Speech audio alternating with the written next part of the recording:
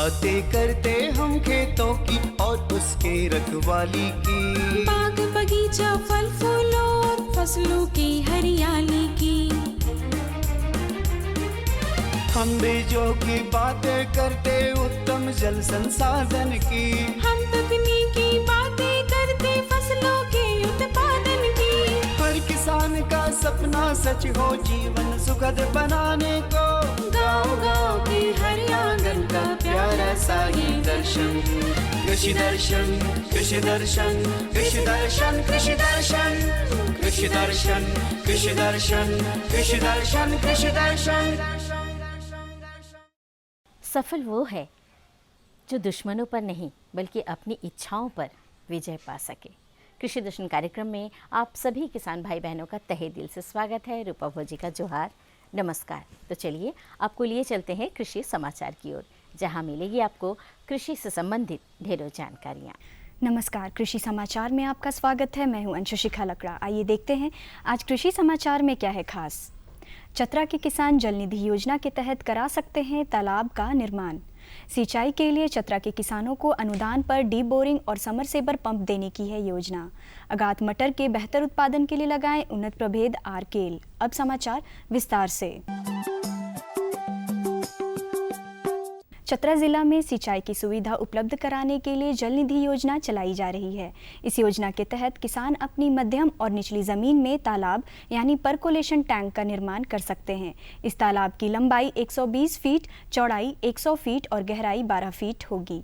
इसकी कुल योजना लागत 4,70,000 रुपए है।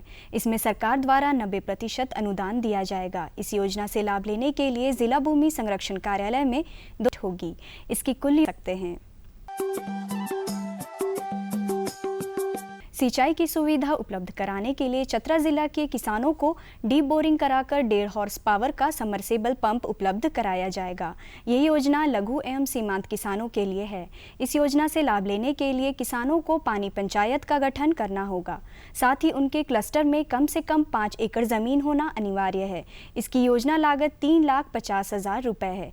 इसमें 90% अनुदान सरकार देगी। इस योजना से लाभ लेने के लिए भूमि संरक्षण कार्यालय चतरा में 2 सितंबर तक आवेदन दे सकते हैं। किसान भाइयों, हाइब्रिड धान में हॉपर्स कीट लगने की संभावना रहती है। इससे बचाव के लिए धान को कतारों में लगाएं और उनके बीच पर्याप्त दूरी रखें। इसके अलावे अनुशंसित मात्रा में थायोमेथाएग्जाम या इमिडाक्लोप्रिड दवा से घोल बनाकर फसल पर छिड़काव करें। हाइब्रिड धान के पौधे जब बहुत सघन रूप से लगे हों और फसल में हवा का संचरण ठीक से ना हो तो हॉपर्स कीट लगने की संभावना बढ़ जाती है। इसलिए हाइब्रिड धान लगाने के समय ही ध्यान दिया जाना जरूरी है। हाइब्रिड धान पंक्तियों में लगाएं। हर 2 कतार के बाद एक कतार का स्थान खाली छोड़ दें। यदि खड़ी फसल में हॉपर्स कीट का प्रकोप दिखे तो अनुशंसित मात्रा में थायोमेथाएग्जाम या इमिडाक्लोप्रिड या क्लोनाइथिल दवा का घोल बनाकर फसल पर छिड़काव करें। किसान भाइयों, जैसे आप जो हाइब्रिड धान लगाते हैं उसमें हम देखते हैं कि इसमें होपर की जो समस्या है, होपर जो जिससे जलता है धान, बहुत ज़्यादा समस्या आपको देखने को मिलती है। तो इस समस्या के निदान के लिए जो एक नई तकनीक ईजाद की गई है कि 2 जो लाइनें लगाते हैं उसके बाद में एक लाइन आप खाली छोड़िए, जिससे हवा आर पार होगी और होपर का प्रकोप कम होगा। अगर होपर का प्रकोप हो रहा है तो थायोमेथाएग्जाम 100 ग्राम प्रति हेक्टेयर या फिर इमिडाक्लोप्रिड 125 ml प्रति हेक्टेयर या क्लोथाइनिडीन का 25 ग्राम प्रति हेक्टेयर के हिसाब से आप छिड़काव करें और हो सके तो पानी को खाली करके फिर छिड़काव करें। अभी मटर की आगाद बुआई का उपयुक्त समय है। राज्य के जो किसान मटर की आगाद खेती करना चाहते हैं वे बुआई का काम शुरू कर दें। आगाद मटर के बेहतर उत्पादन के लिए अनुशंसित उन्नत प्रभेद है आरकेल। आगाद मटर की बुआई में 80 से 100 किलोग्राम बीज प्रति हेक्टेयर की दर से लगाएं। बुआई में कतारों के बीच 30 से 45 सेंटीमीटर और पौधों के बीच 10 से 15 सेंटीमीटर की दूरी रखें। आगाद मटर का अनुशंसित उन्नत प्रभेद की उत्पादन क्षमता 80 से 100 क्विंटल प्रति हेक्टेयर है।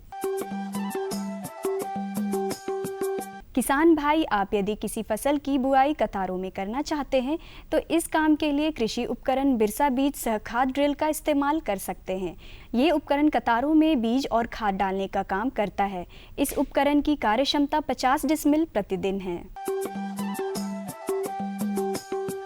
आज हम जानेंगे लत्तेदार सब्जी फसलों में फल छेदक कीटों की रोकथाम के उपाय के बारे में। किसान भाइयों, लत्तेदार सब्जी फसलों में फूल लगने के 10 दिन बाद नीम सीड पाउडर एक्सट्रैक्ट 4% दवा या इंडोक्सा कार्ब दवा आधा मिलीलीटर प्रति लीटर पानी की दर से घोल बनाकर फसल पर छिड़काव करें। 10-10 दिन के अंतराल पर 2 छिड़काव करें। इससे फल छेदक कीटों पर नियंत्रण हो जाएगा। और अब एक नज़र राज्य के 5 प्रमुख शहरों के मौसम के मिजाज पर। आज राज्य के 5 प्रमुख नगरों के अधिकतम और न्यूनतम तापमान कुछ इस प्रकार दर्ज किए गए। रांची का अधिकतम तापमान 23 डिग्री सेल्सियस और न्यूनतम 23 डिग्री सेल्सियस। जमशेदपुर का अधिकतम तापमान 32 डिग्री सेल्सियस और न्यूनतम 28 डिग्री सेल्सियस। मेदिनीनगर का अधिकतम तापमान 33 डिग्री सेल्सियस और न्यूनतम 26 डिग्री सेल्सियस। देवघर का अधिकतम तापमान 32 डिग्री सेल्सियस और न्यूनतम 25 डिग्री सेल्सियस। वहीं धनबाद का अधिकतम तापमान 31 डिग्री सेल्सियस और न्यूनतम 27 डिग्री सेल्सियस रहा।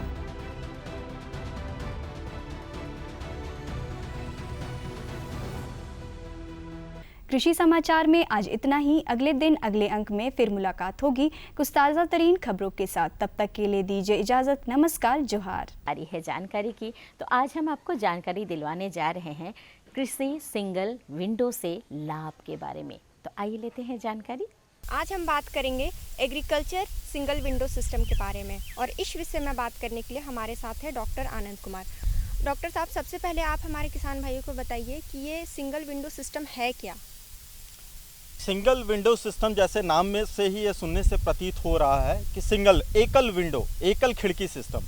एकल खिड़की सिस्टम वह चीज़ है कि एक ही छत के नीचे आपको तमाम चीज़ें मुहैया करवाना। जैसे कि आप मान लीजिए कि एक होटल व्यवसाय खोलना चाहते हैं, तो होटल व्यवसाय के लिए आपको कंस्ट्रक्शन करना होगा, उसके लिए आपको परमिशन लेनी होगी, उसके लिए लेबर रखना होगा, लेबर के लिए परमिशन लेनी होगी। होटल चलाने के लिए जो आवश्यक चीज़ें परमिशन लेनी होती है वो तमाम अलग अलग जगहों पे मिलती है।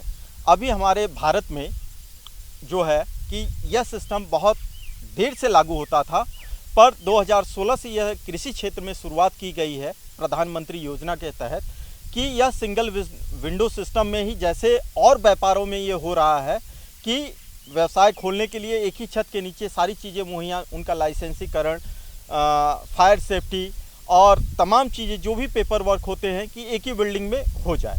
इसी तरह हम 2016 से प्रधानमंत्री का यह कार्यक्रम चलाया जा रहा है कि कृषकों को भी यह एक ही छत के नीचे तमाम चीज़ें पूरी की जा सके। यही है सिंगल विंडो सिस्टम। पहले क्या होता था कि हम किसी भी चीज़ के लिए एक मशीन लगाने या एक बड़े फार्म हाउस खोलने के लिए उसके लाइसेंस लेने के लिए जिला स्तर पे बहुत जगह जाना पड़ता था।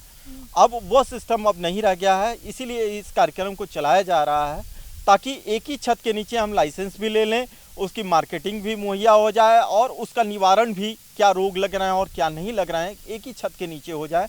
यह है एक सिंगल विंडो सिस्टम। हमारे किसान भाई सिंगल विंडो सिस्टम से किस प्रकार जुड़ सकते हैं? सिंगल विंडो सिस्टम से आप हर जिले स्तर पे, आप ब्लॉक लेवल पे भी जुड़ सकते हैं। अभी आपको अनगढ़ा में अप्रैल 2016 में सर्वप्रथम इसका उद्घाटन किया गया था, जो रामकिशन मिशन अंतर्गत गेतल सूद में ही है। आप वहाँ पे जाके भी देख सकते हैं कि कैसे वहाँ सिंगल विंडो सिस्टम काम कर रहा है और किसान भाई वहाँ के बहुत ही लाभान्वित हो रहे हैं। सिंगल विंडो सिस्टम में ये है, किसानों को पहले रांची आना पड़ता था, जिला स्तर पे उनको स्कीमें पता करनी पड़ती थी, अलग अलग डिपार्टमेंट में जाना पड़ता था, मत्स्य में अलग जाना पड़ता था, पशुपालन में अलग जाना पड़ता था, डेयरी में अलग जाना, कृषि में अलग जाना पड़ता था। अब अनगढ़ा के किसानों को यह फ़ायदा हो रहा है कि केवल वो कृषि विज्ञान केंद्र के या सिंगल विंडो सिस्टम पे जा रहे हैं, उनको वहाँ कृषि से जुड़े तमाम जानकारियाँ प्राप्त हो रही हैं, पशुपालन से जुड़े जानकारियाँ प्राप्त हो रही हैं। इसके अलावा सरकार, झारखंड सरकार जो भी स्कीम, प्रधानमंत्री योजना के तहत जो भी स्कीम चलाई जा रही है, वो उनके अब उस ग्राम में, उस गांव के अनगढ़ा प्रखंड के गेतल सूद में ही उनको मुहैया हो जा रही है। इससे क्या हो रहा है, किसानों को एक तो भटकना नहीं पड़ रहा है, साथ में उनको सारी योजनाएं एक ही छत के नीचे प्राप्त हो रही हैं। तो इससे उन लोगों का क्या हो रहा है, आय में भी वृद्धि हो रही है। उनका जो समय बच रहा है, जो इधर उधर भटकने में जो समय लग जाता था वो किसानों को, वो अब कृषि कार्य में वो समय दे पा रहे हैं। फसल प्रबंधन के लिए आप जो भी फसल लगाना चाहते हैं और उसमें कैसे आय में आपकी वृद्धि हो, कैसे उसमें कीड़ों का रख रखाव हो और तथा पोषण प्रबंधन कैसे हो, ये भी वहाँ मुहैया हो जाएगी। तथा मौसम संबंधित जानकारी भी कि आगे आने वाला मौसम आपका कैसा है और कैसा नहीं है, कैसा रहने वाला है, इससे आप अपनी योजनाओं को जो है आगे पीछे कर उसका लाभ ले सकते हैं।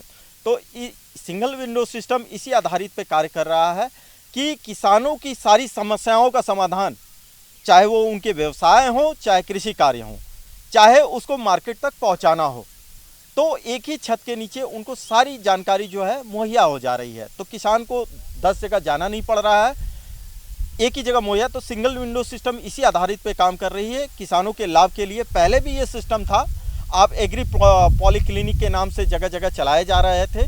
अब उसी सिस्टम को सिंगल विंडो सिस्टम कर दिया गया है ताकि आपको पशुपालन हो, चाहे वानिकी हो, चाहे कृषि हो, चाहे आप प्रौद्योगिकी हो, सब एक ही जगह सारा समाधान, एक ही सिंगल विंडो सिस्टम, मतलब एक ही दरवाजे पे सारा समाधान आप किसानों का वहाँ से प्राप्त कर सकते हैं। ये जो सिंगल विंडो सिस्टम है, जैसे कि अगर जो हमारे किसान भाई जो कृषि से जुड़े हुए हैं या जो मत्स्य से जुड़े हुए हैं, तो क्या ये अलग अलग दिन कोई ऐसा मतलब एक स्पेसिफिक दिन है कि इसी दिन कृषि की जानकारी मिलेगी, इसी दिन मत्स्य की जानकारी मिलेगी?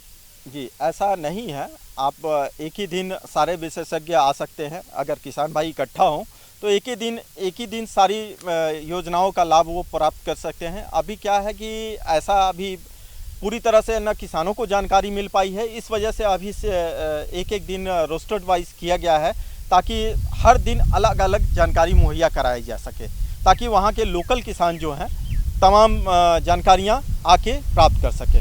तो किसान भाइयों, आपने देखा हमारे विशेषज्ञ ने आपको कितनी अच्छी और महत्वपूर्ण जानकारियाँ दी। हमारे साथ बने रहने के लिए बहुत बहुत धन्यवाद। डॉक्टर साहब, आपका भी धन्यवाद।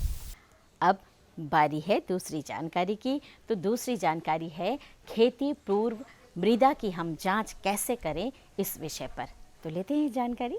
किसान भाइयों, आज हम जानकारी प्राप्त करेंगे खेती पूर्व मृदा की जांच, और इस विषय पर जानकारी देने के लिए आज हमारे साथ है दिव्यांग के विशेषज्ञ डॉक्टर अजीत कुमार सिंह। जैसा कि आज का विषय हमें लिया है खेती पूर्व मृदा की जांच, तो सबसे पहले आप हमारे किसान भाइयों को ये बताएं कि खेती से पूर्व मृदा की जांच करवाने से क्या उनको लाभ होता है और कैसे इसकी प्रक्रिया है। ये काफ़ी अहम प्रश्न है, और आज के समय में देखा जाए जिस तरह से मृदा का स्वास्थ्य दिनों दिन गिरता चला जा रहा है, जिस तरह हमारा उत्पादन और उत्पादकता फसलों का कम होते चला जा रहा है, या यूँ कहें कि जिस तरह से पर्यावरण को भी प्रभावित कर रहे हैं, इस संदर्भ में देखा जाए तो ये जो आपका आज का प्रश्न है कि खेती पूर्व मृदा जांच कितनी आवश्यक है, ये काफ़ी ही आज के समय की मांग है और ज़रूरत भी है। इससे सिर्फ हमारा उत्पादन उत्पादकता से तो मतलब है ही है, और पर्यावरण से भी संबंधित है। देखिए, खेती से पहले मिट्टी जांच जरूर कराना चाहिए सभी किसान भाइयों को। मृदा जांच कराने से सबसे पहले क्या है कि आपके खेत का ये मालूम हो जाता है कि किन किन पोषक तत्वों की कमी है, किन किन पोषक तत्वों की कमी है, और फिर हमको ये रहता ही है कि कौन कौन से फसल को लेना है। तो मृदा जांच करने से हमको मालूम हो जाएगा कि नाइट्रोजन की कमी है या फास्फोरस की कमी है कि माइक्रोन्यूट्रिएंट सूक्ष्म पोषक तत्वों की कमी है। तो ये हमारे खेत में मालूम हो जाता है। आपकी फसल कितना लेगा वो पहले से मालूम रहता है। तो फिर इन दोनों के बीच में कितना फसल को लेना है और कितना मेरे मिट्टी में मृदा में उपस्थित है, इनके बीच में जो होगा उसको हम पोषक तत्वों को बाहरी स्रोतों के द्वारा उपलब्ध कराते हैं। वो बाहरी स्रोत कई तरह के हो सकते हैं। वो रासायनिक स्रोत हो सकते हैं, जैसे यूरिया, DAP, OMP, या जीवाणु खाद हो सकते हैं, राइजोबियम या PSB हो गया, या फिर जैविक खाद हो गए, केचुआ खाद हो गया, वर्मी कंपोस्ट या हरित खाद, विभिन्न स्रोतों के द्वारा उसकी पूर्ति की जाती है। तो इससे ये होता है कि हमारा उत्पादन उत्पादकता फसल का अच्छा होता ही है, मृदा का स्वास्थ्य भी दिनों दिन बढ़ते चला जाता है, अच्छा होता ही जाता है, और पर्यावरण भी प्रदूषित नहीं होता। पर्यावरण प्रदूषित होने का मतलब कि वातावरण में जो जैसे यूरिया का है तो अमोनिया के रूप में पर्यावरण को प्रदूषित करता है, ग्रीन हाउस गैसों में वो कंट्रीब्यूट करता है, या फिर जल के रूप में नाइट्रेट के रूप में जल को प्रदूषित करता है। तो ये सब चीज़ों का भी तो होता है, पर्यावरण भी बचता है और हमारा उत्पादन उत्पादकता भी फसल का अच्छा रहता है। डॉक्टर साहब, यहाँ हम जानना चाहेंगे कि मिट्टी की जांच करवाने के लिए क्या तरीका अपनाना चाहिए और कैसे हमारे किसान भाई मिट्टी की जांच करवाएंगे? पहले तो किसान भाइयों से अनुरोध है कि मिट्टी जांच अवश्य कराएं। रही बात कैसे करना है, तो ये एक बहुत ही सामान्य तरीका होता है, इसमें कुछ बहुत बड़ा विज्ञान नहीं रहता है। मान लीजिए कि आपके कोई खेत है, यदि एक समतल एक बराबर है, तो उस खेत के मेड़ को छोड़ के आधा फीट से 1 फीट छोड़ के वो विभिन्न जगहों से 10 से 11 जगह से हम मिट्टी का नमूना लेंगे। मिट्टी नमूना लेते समय 5-6 चीज़ों का ध्यान रखना चाहिए। पहली बात तो इसका ध्यान रखना चाहिए कि मिट्टी का नमूना वहाँ से लेना चाहिए जहाँ पे कि खाद की मात्रा न पड़ा हो या पेड़ के नीचे न हो, उन जगहों से लेना चाहिए। दूसरा है मिट्टी का नमूना लेते समय मेड़ से करीब आधा फीट 1 फीट छोड़ के लेना चाहिए। तीसरा है कि मिट्टी का नमूना लेते समय 6 इंच तक का, यदि फसल हम ले रहे हैं तो 6 इंच तक का मिट्टी का नमूना हमको लेना चाहिए। और नमूना लेने के लिए भी आकार का शेप में, जब हम कुदाली से यदि लेते हैं तो ऐसे ही 2 तरफ से मारेंगे तो भी आकार का शेप बन जाता है। उस मिट्टी को बाहर फेंक देते हैं और ऊपर से लेके नीचे तक मिट्टी को 1 इंच मिट्टी दोनों तरफ से काटते हैं और 10 से 12 जगह से इस तरह से मिट्टी का नमूना हमको एकत्रित करना पड़ता है। मतलब 10 से 12 जगह करने का तात्पर्य ये है कि हम 1 एकड़ खेत है तो बहुत एरिया बहुत ज़्यादा है, तो उसमें 10 से 12 जगह से लेंगे तो यूनिफॉर्मिटी बरकरार रहती है। तो उससे हमारा मिट्टी का नमूना लेने के बाद फिर उसको पैकेट में अपना डाल के अपना पता, गांव का पता, जो सामान्य जानकारी है उनका देते हैं। 2-3 चीज़ मुख्य उसमें सूचना देना चाहिए। एक तो ये सूचना देना चाहिए कि हमारी कौन सी फसल ली गई थी, मिट्टी नमूना लेने से पहले ली गई फसल का नाम, मिट्टी नमूना के बाद कौन सी फसल लेंगे उसका नाम होना चाहिए, कितना है उसका क्षेत्रफल है वो क्षेत्रफल होना चाहिए, और वो सिंचित है कि असिंचित, क्योंकि सिंचित और असिंचित के आधार पे भी अनुशंसा की जाती है। जब इतना इन्फॉर्मेशन हो जाता है तो प्रयोगशाला में जांच होने के बाद फिर इस तरह की अनुशंसा कर दी जाती है, जिससे कि हमारा उत्पादकता अच्छा होता है। डॉक्टर साहब, यहाँ हम आपसे जानना चाहेंगे कि जो किसान भाई हमारे खेतों से मिट्टी निकाल कर रख रहे हैं, तो वो कितने दिनों में किसी भी संस्थान में भेजना चाहिए या उसके लिए कुछ समय अवधि निर्धारित की गई, तो उसके बारे में भी आप हमारे किसान भाई को बताएं। देखिए, मिट्टी का नमूना सबसे पहले तो कब लेना चाहिए ये महत्वपूर्ण है। अच्छा है कि जब कोई फसल की कटाई हो जाती है, उसके बाद कटल के बाद मिट्टी में थोड़ी नमी बरकरार रहती है, तो उस समय मिट्टी का नमूना लेने में थोड़ा आसानी होती है। उस समय मिट्टी का नमूना लेना चाहिए। मिट्टी का नमूना लेने के बाद लेते समय ये भी थोड़ा ध्यान रखना चाहिए कि नमी बहुत ज़्यादा नहीं होनी चाहिए या बहुत कम नमी भी नहीं रहनी चाहिए। मिट्टी का नमूना लेके प्लास्टिक में वो करके आपको प्रयोगशाला में तुरंत दे देना चाहिए, क्योंकि जितना जल्दी आप देंगे उतना जल्दी आपको जांच का रिपोर्ट मिल जाएगा, उस हिसाब से आप फसल करेंगे। हाँ, मिट्टी का नमूना लेने के बाद कभी भी यदि छाया में सुखाना है तो धूप में नहीं सुखाना चाहिए। और रहा अंतराल की बात, तो जो रासायनिक तत्वों की ज्ञात किया जाए, जैसे पीएच हुआ, जैविक पदार्थ कितना है, नाइट्रोजन, फास्फोरस, पोटेशियम, इनके लिए कोई समय निर्धारित नहीं है। मतलब 2, 4, 5, 10 दिन लेट भी हो जाएगा, ज़्यादा भी कम भी हो जाएगा, तो वो नहीं है। लेकिन जहाँ पे जीवाणुओं की संख्या का ज्ञात करना पड़ता है, बैक्टीरियल, वो कि क्या क्या बैक्टीरिया है उसमें, राइजोबियम एक एस्टोबैक्टर है, तो उस कंडीशन में तुरंत नमूना सैंपल लिया जाता है, तुरंत प्रयोगशाला में नमूना को जमा किया जाता है। लेकिन जो सॉइल हेल्थ कार्ड जो होता है उसमें 12 तत्वों की एनालिसिस होती है, तो उसमें इस तरह का कोई समय निर्धारित नहीं है। लेकिन किसान भाई नमूना लेने के बाद तुरंत प्रयोगशाला में दे देना चाहिए, जिससे कि तुरंत अनुशंसा होकर आप खेती कर सकें। डॉक्टर साहब, एक बार हमारे किसान भाई ने अगर मिट्टी की जांच करवा ली तो कितने अंतराल के बाद फिर उसे दोबारा जांच करवानी चाहिए? देखिए, ऐसे तो हमको 3 साल का अंतराल पे मिट्टी का जांच कराना चाहिए। एक बार हम जांच करा लेते हैं तो 3 साल के अंतराल पे पुनः हमको मिट्टी जांच करानी चाहिए। लेकिन जो किसान देखिए, अभी इंटेंसिव फार्मिंग होती है, बहुत सारे एक ही साल में 3-4 फसलें एक ही ज़मीन पे लिया जाता है। तो ऐसे में यदि प्रगतिशील कृषक है, इनोवेटिव फार्मर्स है, तो वो हर फसल के बाद भी मिट्टी का जांच कराएगा तो और अच्छी बात है। नहीं तो मिनिमम 3 साल के अंतराल पे ज़रूर जांच करानी चाहिए। कैसी रही जानकारी? अच्छी थी ना? जी हाँ, जानकारियाँ हमारे पास और भी है, लेकिन हमारा वादा रहता है कि अगले अंक में हम आपको अगली जानकारी ज़रूर दिलवाएंगे। अब बारी है आपकी कागज़ और कलम उठाने की, ताकि आप हमारा पता नोट कर सकें। हमारा पता है कार्यक्रम कृषि दर्शन, कृषि प्रकोष्ठ, द्वारा केंद्र निदेशक, दूरदर्शन केंद्र, रातू रोड, रांची, पिन संख्या 834001। तो हमें रहेगा आपके ख़तों का इंतज़ार। और हाँ, आप हमसे फेसबुक और ट्विटर पर भी संपर्क कर सकते हैं। अब हमें और हमारी पूरी टीम को दीजिए इजाज़त। जोहार।